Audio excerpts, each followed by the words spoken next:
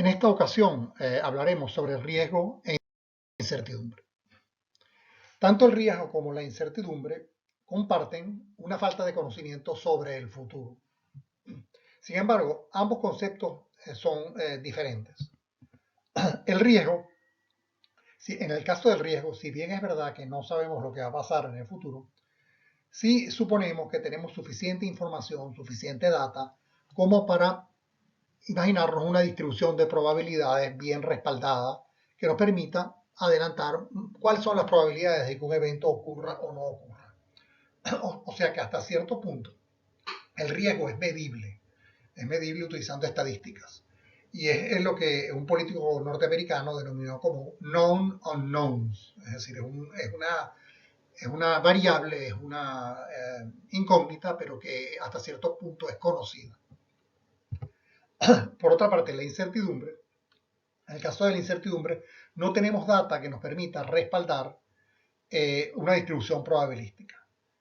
Por tanto, no sabemos cómo modelar lo que pueda pasar en el futuro. Es lo que el mismo político norteamericano llamó como unknown unknowns. ¿Qué pasa cuando utilizamos modelos financieros? Bueno, los modelos financieros son en sí una fuente de incertidumbre, ya que estos modelos son imperfectos, están basados sobre una serie de supuestos que no se ajustan nunca totalmente a la realidad. Y aun si los modelos fuesen perfectos, estos modelos para hacerlos funcionar necesitan el cálculo de una serie de parámetros y también en el cálculo de estos parámetros hay mucha incertidumbre, no estamos muy seguros sobre el verdadero valor de los mismos. Veamos el caso, por ejemplo, el caso típico de un descuento de flujo de caja y concentrémonos en el caso superior, es decir, el caso de inversionistas diversificados. En este caso, el Capital Asset Pricing Model es aplicable, ¿verdad? Podemos aplicar el Capital Asset Pricing Model porque los inversionistas están bien diversificados y el único riesgo hay que tener en cuenta es el riesgo sistemático, el riesgo que no se puede diversificar. Entonces, de acuerdo con el Capital Asset Pricing Model, nosotros determinamos una tasa de descuento utilizando el modelo a través de beta, que es el parámetro básico aquí, ¿no? Y ese parámetro beta de alguna manera ya nos está cuantificando todo el riesgo. De manera que cuando no hay incertidumbre, cuando lo único que tenemos es riesgo, no hay ningún problema. Simplemente nosotros proyectamos una serie de flujos de caja, nosotros sabemos que esos flujos de caja realmente representan un valor esperado, que hay una cierta distribución probabilística alrededor de ese valor esperado, pero nosotros no nos preocupamos sobre la volatilidad de esos flujos, ya que todo el riesgo relevante, que en este caso es el riesgo sistemático, está de alguna manera cuantificado en la tasa de descuento. A mayor riesgo sistemático, mayor tasa de descuento y menor valor presente. En estos casos solamente habrá un valor presente. Cualquier proyecto de inversión tendrá un solo valor presente, que es simplemente el valor descontado de ese flujo de caja esperado. Y el riesgo es tenido en cuenta simplemente en la tasa de descuento. Sin embargo, en la vida real sabemos que hay incertidumbre además de riesgo. Cuando tenemos incertidumbre, no sabemos muy bien cuál es la tasa de descuento, ni siquiera estamos muy seguros si el Capital Asset Pricing Model es aplicable. Las distribuciones de probabilidades que estamos aplicando en los flujos de caja, bueno, muchas veces no incluyen todos los eventos que puedan ocurrir. En el caso de los países emergentes tenemos el caso, por ejemplo, de riesgos de apropiación o de controles de cambio. Por tanto, hay una serie de riesgos, en realidad incertidumbres adicionales, que no están siendo cuantificadas en la tasa de descuento. Estas incertidumbres adicionales lo que hacen es que dependiendo de lo que ocurra, pueden resultar en diferentes valores para el proyecto, diferentes valores presentes. De manera que cuando tenemos riesgo, solamente riesgo, y utilizamos el Capital Asset Pricing Model, tenemos un solo valor presente. Mientras que cuando hay incertidumbre, pueden haber varios valores presentes dependiendo de lo que ocurra con esa cantidad de fuentes de incertidumbre que siempre están presentes en la vida real. Pues este caso de riesgo más incertidumbre es el caso común, es el caso que normalmente encontramos. Bueno, algo parecido ocurre cuando el CAPM no es aplicable, cuando los inversionistas no están diversificados, se aplica una tasa de descuento, es lo que se llama una hurdle rate, ¿verdad? Pero realmente las conclusiones son las mismas, ¿no? La hurdle rate de alguna manera refleja todo lo que son los riesgos sistemáticos, mientras que hay una serie de riesgos inciertos, la incertidumbre propiamente dicha, que no puede ser cuantificada y al final terminamos también con varios valores presentes posibles, dependiendo de lo que ocurra con cada una de estas fuentes de incertidumbre. En definitiva, entonces, la tasa de descuento, sea ella una tasa de descuento que proviene del CAPEM como una hurdle rate, las tasas de descuento solamente cuantifican el riesgo, pero no la incertidumbre. Entonces, si necesitamos cuantificar la incertidumbre, ¿cómo debemos proceder? Bueno, básicamente, la forma más apropiada de hacerlo es utilizando simulación de Monte Carlo. Lo que hacemos es que asignamos una distribución de probabilidades subjetiva de acuerdo a cómo pensamos que la variable se puede mover. Sin embargo, sigue siendo un ejercicio subjetivo, no está respaldado en data dura. Y entonces se aplica esta distribución de probabilidades a cada una de las variables de entrada sobre las cuales tengamos incertidumbre.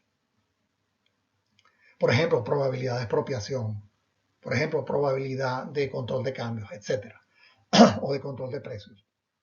Entonces, eso simplemente es un ejercicio subjetivo, pero de alguna manera le asignamos una distribución de probabilidades y hay maneras de identificar cuál es la distribución de probabilidades que mejor se adapta a cada caso. Bueno, simplemente el método de Monte Carlo lo que hace es que genera una serie de números aleatorios que se aplican a la distribución de probabilidades de la variable de entrada de la que estemos hablando, ¿verdad? Y entonces para cada número aleatorio se genera un valor para la variable de entrada, ¿verdad? Y ese valor para la variable de entrada da lugar a una simulación y cada simulación da lugar a un valor presente. Por supuesto, podemos asignar distribuciones de probabilidades subjetivas a varias variables de entrada y entonces para cada conjunto de valores de las variables de entrada se generará un solo valor presente. Esto lo hacemos muchas veces, 5.000 o 10.000 veces. Y al final tenemos un histograma, es decir, una especie de distribución de probabilidades para los valores presentes de nuestra oportunidad de inversión. Entonces, en definitiva, no tenemos un valor presente, sino tenemos una distribución de probabilidades para los valores presentes de la oportunidad de inversión cuando estamos en presencia de incertidumbre. Este es un ejemplo real, ¿no? Donde vimos cómo aquí estamos utilizando distribución de probabilidades acumulada, ¿no? Distribución de probabilidades acumulada. Y esta sería la distribución de probabilidades, ¿verdad? Contra los valores presentes que fueron obtenidos, ¿verdad? Y aquí se ve, pues, la distribución de probabilidades. El valor esperado fue 4.09 millones. ¿No? Y lo que se ve aquí es que mientras más bajo sea el valor, por ejemplo, si decimos que la empresa vale 1,7 millones, por ejemplo, estamos aquí, bueno, hay un 5% de probabilidades de que valga menos y hay un 95% de probabilidades de que valga más. En el otro extremo, si decimos que la empresa vale 7,2 millones, entonces hay un 5% de probabilidades de que valga más y un 95% de probabilidades de que valga menos. De manera que si logramos comprar la empresa por 1,7 millones, estaremos comprando barato. Habrá muy pocas probabilidades de que la empresa valga menos. Mientras que si compramos la empresa por 7,2 millones, estaremos comprando caro. Hay muchas probabilidades, 95%, en este caso, de que la empresa valga menos. El vendedor tiene la situación contraria, por supuesto. Si el vendedor vende por 1.7, estará vendiendo barato. Y si el vendedor vende por unos 7.2, estará vendiendo caro y las probabilidades se reversan. Es decir, cuando el vendedor está vendiendo caro, hay pocas probabilidades de que esté perdiendo dinero, de que termine perdiendo dinero. Y cuando vende barato, hay muchas probabilidades de que termine perdiendo dinero. Y en definitiva, esta es la situación en toda compra-venta de empresas. Y el precio final simplemente es producto de una negociación entre las partes. Supongamos que este ejemplo que vimos antes corresponde a un país emergente, a una inversión en un país emergente. Si tuviéramos exactamente el mismo proyecto, con el mismo valor presente esperado, el mismo valor presente promedio, pero con mucho menor incertidumbre en un país desarrollado, ¿cómo sería la distribución de probabilidades? Bueno, la distribución de probabilidades acumuladas sería como esta que hemos mostrado aquí, ¿no? Es una distribución mucho más centrada alrededor del valor esperado. Mucho más centrada alrededor del valor esperado.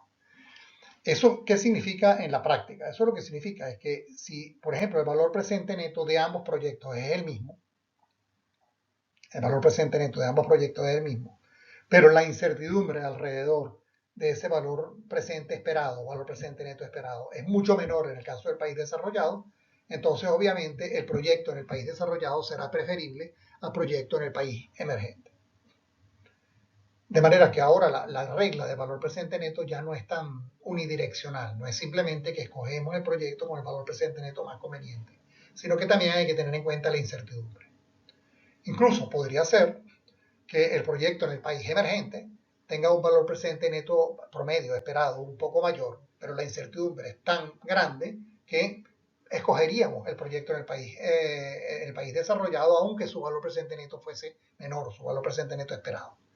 Es decir, que en este caso incluso la regla de valor presente neto no funcionaría de una manera estricta, porque terminaríamos escogiendo el proyecto que tiene un valor presente neto esperado menor. En definitiva, para concluir, no existe un único valor para una firma o un proyecto, aún más en economías volátiles como los países emergentes. Se debe hacer un análisis objetivo conducente a un rango de valores razonables, como el que hicimos en el ejemplo con la simulación de Monte Carlo. A mayor valor a ser pagado por una empresa, mayor será la probabilidad de que el valor real sea menor y que el comprador haga un mal negocio y el vendedor un buen negocio. Es decir, es el caso este que explicamos del precio por el que se compra o vende una empresa y que al final, el precio final pues es simplemente producto de la negociación entre las partes. Y por último, es posible que una inversión con un valor presente neto esperado menor sea preferible si su volatilidad o incertidumbre es considerablemente menor que la de otra inversión con un mayor valor presente neto esperado. Bueno, y eso es todo lo que quería decirles en esta oportunidad. Hasta la próxima.